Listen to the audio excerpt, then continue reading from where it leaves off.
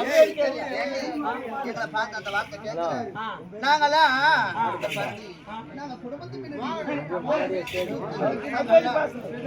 நாங்க ஒரு வீட்டு குத்து விளக்கடி. நீங்க குத்துற விளக்கு. ஆமா பிறந்தா எவ்வளவு ஒரு அழகா வீடு பலமா இருக்கும்.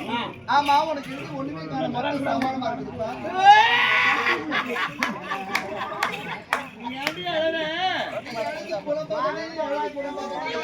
நீ பாசால புலமியற